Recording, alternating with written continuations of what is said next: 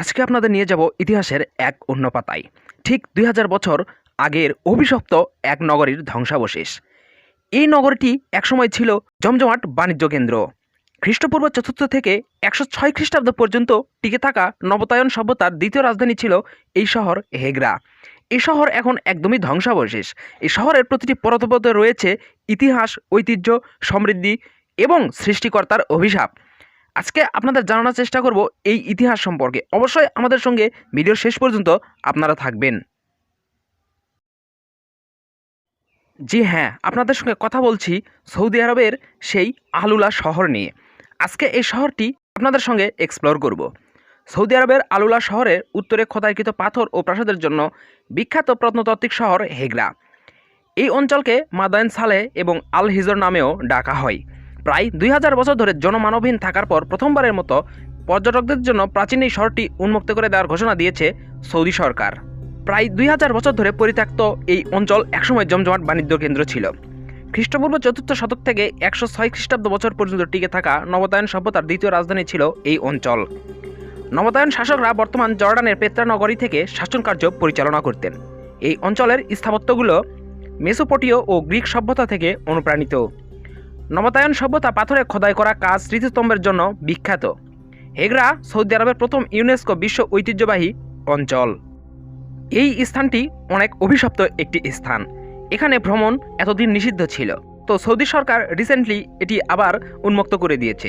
কী জন্য উন্মুক্ত করে দিয়েছে সেটি আপনাদের জানার চেষ্টা করব ভিডিওর শেষের দিকে। তেলের উপর অর্থনৈতিক নির্ভরশীলতা কমিয়ে আনার লক্ষ্যে পর্যটনের দিকে মনোযোগ দিয়েছে সৌদি সরকার।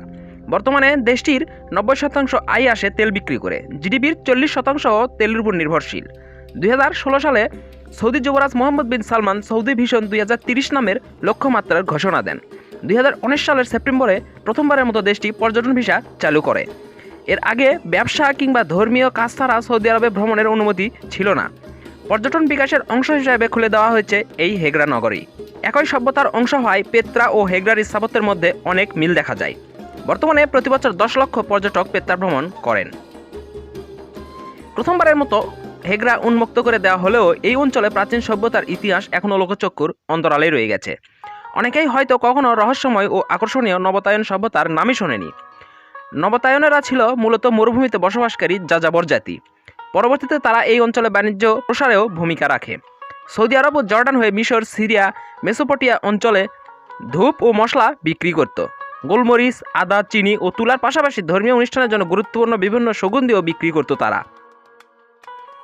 ১০৬ খ্রিস্টাব্দের পর রোমানেরা বর্তমান জর্ডান, মিশরের সিনাই উপদ্বীপ, সৌদি আরবের একাংশ, ইসরায়েল ও সিরিয়ায় তাদের দখল করে তাদের সাম্রাজ্য বিস্তার করার পর ধীরে ধীরে নবতায়ু সভ্যতা হারিয়ে যায়। নবতায়ু সভ্যতার তেমন কোনো লিখিত দলিল না থাকায় তাদের ইতিহাস সম্পর্কে বিস্তারিত কিছু জানা যায়নি। বর্তমানে আমরা এই সভ্যতার ব্যাপারে যা কিছু জানি তা প্রাচীন গ্রিক, রোমান ও মিশরীয় দলিল থেকেই। পেত্রার মতোই একসময়ের জমজমাট নগরী হেগরা সমাধিক্ষেত্রে পরিণত হয়। এখন পর্যন্ত টিকে থাকা বেশিরভাগ স্থাপত্যই সমাধিক্ষেত্র।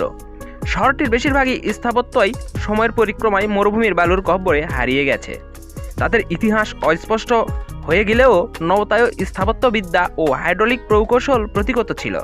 হাজার বছর পূর্বে তারা মরুভূমি পাহাড় থেকে নেমে আসা বৃষ্টির পানি পাইপের মাধ্যমে সংরক্ষণ করে জলাশয় তৈরি করতেন। সমাধিক্ষেত্রের চারপাশে পানির লাইনের মাধ্যমে সম্মুখ দরজা সংরক্ষণের ব্যবস্থা করা হয়। এই কারণেই হাজার হাজার বছর পরে টিকে আছে এই স্থাপত্যগুলো। হেগরায় এখনও খোদাই করা ১১১টি সমাধিস্থল টিকে আছে। নবতাইয়ান সভ্যতার রাজধানী পেত্রায় ৬০০টিরও বেশি সমাধিস্থ থাকলেও হেগরার স্তম্ভগুলো এখনও অপেক্ষাকৃত ভালো অবস্থায় আছে। পর্যটকরা এই রহস্যময় সভ্যতার নিদর্শন আরও ভালোভাবে দেখতে পাবেন। স্থাপত্যে রোমান, গ্রিক সভ্যতার অনুপ্রেরণাও স্পষ্টভাবে দৃশ্যমান। গ্রিক, রোমান, মিশরীয় ও পারস্য সভ্যতার গুরুত্বপূর্ণ প্রতীক স্ফিংক্স ও গ্রিফিনের ভাস্কর্য আছে সমাধিক্ষেত্রের প্রবেশদ্বারে। স্থাপত্যগুলির শিলালিপিতে সময়ের বর্ণনা পাওয়া যায়। হেগরার সবচেয়ে প্রাচীন সমাধিস্থ খ্রিস্টপূর্ব ১ সালের এবং খুঁজে পাওয়া সবচেয়ে নতুন স্তম্ভটি ৭০ খ্রিস্টাব্দের। তবে তারপরেও এই সভ্যতার সময়কাল নিয়ে প্রত্নতাত্ত্বিকদের মধ্যে বিতর্কের অবসান হয়নি। এই সমাধিস্থর পিছনের সম্পূর্ণ গল্প অজানা রয়ে গেছে। হেগরার সর্ববৃহৎ স্তম্ভের উচ্চতা প্রায় ৭২ ফুট এবং একটি পাথর খোদাই করে এই স্তম্ভটি নির্মিত হয়। স্তম্ভটির নাম কাসর আল ফরিদ, যার অর্থ নিঃসঙ্গ প্রাসাদ। অন্যান্য স্তম্ভগুলি থেকে দূরবর্তী হয় এই নাম দেওয়া হয়। সৌদি আরবের পর্যটনের জন্য হেগরা উন্মুক্ত করে দেওয়ায় এর নতুন ইতিহাস শুরু হতে যাচ্ছে। এর আগে প্রতি বছর দেশটির 5,000 নাগরিক হেগরা ভ্রমণের অনুমতি পেত। বিদেশি পর্যটকদের জন্য সরকার থেকে বিশেষ অনুমতি নেওয়ার প্রয়োজন হতো, তাও প্রতি বছর 1,000-এর বেশি মানুষ অনুমতি পেত না। তবে পর্যটনের জন্য উন্মুক্ত হয়ে যাওয়ায় এখন 95 রিয়াল, যা $25 সমপরিমাণ টিকিট কিনেই প্রবেশ করা যায় রহস্যময় সভ্যতার এই প্রাচীন নগরীতে।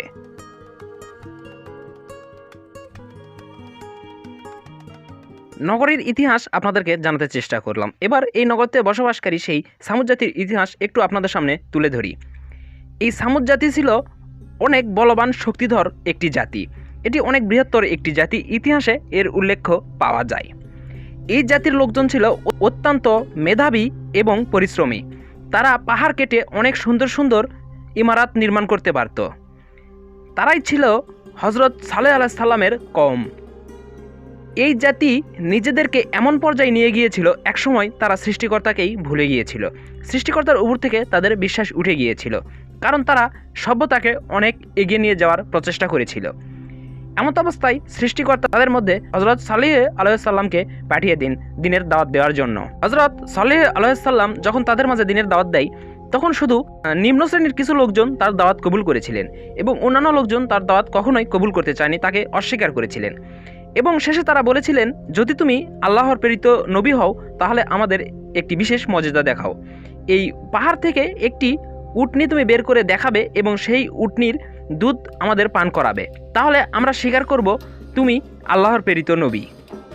হজরত সালেহ আলাইহিস সালাম আল্লাহ পাকের কাছে দোয়া করলে আল্লাহ পাক তখন পাহাড় থেকে একটি উটনি বের করে দেন। বিশাল বড় একটি উটনি তাদের সামনে এসে দাঁড়ায় এবং তারা সেই উটনির দুধ দহন করে খায়। তারপরেও তারা হজরত সালেহ আলাইহিস সালামকে কখনোই মেনে নেয়নি। তারা তারপরেও অস্বীকার করে এবং সেই উটনিকেই তারা জবেহ করে খেয়ে ফেলে। এমন অবস্থায় আল্লাহ পাক তাদের উপর গজব নাজিল করেন, ধ্বংস করে দেন ইতিহাসে সমৃদ্ধ এই নগরী।